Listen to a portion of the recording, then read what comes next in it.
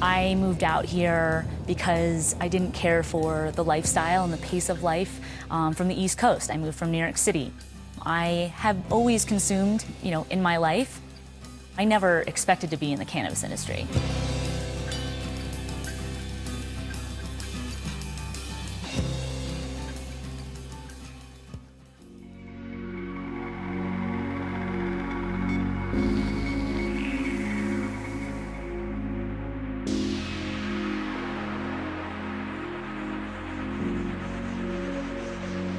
I'm Jeremy Bamford. I'm the CEO and founder of potguide.com. We were created as a resource for consumers for marijuana tourism in Colorado. We're an ancillary business, meaning we don't touch the plant. We don't grow it. We don't sell it. We're strictly informational. Our website is comprised of business directory showing people where to buy, where to stay, and what to do. And so essentially, we don't provide any of our services ourselves other than promoting these businesses. We are hoping to change the way that people view the cannabis industry. Some people still think that we just come to work and get high, or we're just going to events, and there's often this different light that is shed upon the industry that really should not be there anymore. Really challenging part of the cannabis industry is raising money. A lot of these investment firms are very cautious about investing in this industry. I mean, they understand the growth rate. Cannabis was the fastest growing industry in the US in 2014 and 2015. I know there's expected to be over 12,000 dispensaries open in the United States by 2020. And so this is a huge industry.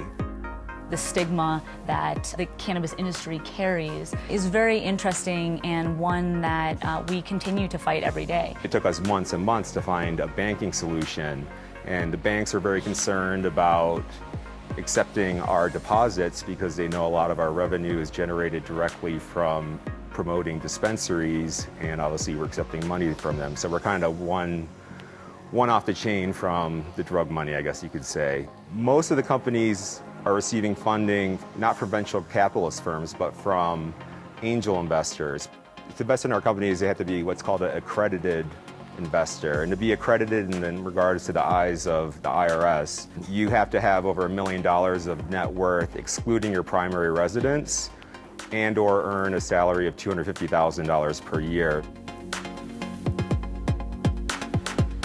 We're seeing these larger companies come around and recognize the value that cannabis can bring to their business. And so some of those larger names, ones that we are working with in the very near future, are more accepting and realize the potential and obviously the money that could be made there.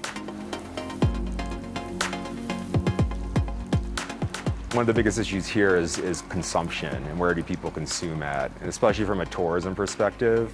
Colorado does not allow social lounges for marijuana consumption. There are some gray area businesses operating, but there hasn't been a lot of clarity. So you're seeing a lot of tourists come out here and they have nowhere where they can actually combust, like smoke a joint. When it comes down to it, people are asking, well, once we buy weed, where do we go? What do we do? We hope to be able to overcome that and be able to provide our users with an answer to that. Right now, Denver and Colorado, we're forcing people to break the law. That is something that, as a legitimate cannabis business, we do not want to support. That leads into this huge issue about driving under the influence. We don't have that test yet to accurately determine from a legal standpoint whether or not a person is high. That is definitely a huge topic, especially in the state of Colorado. It's interesting to think about, when you're on the road, who is high?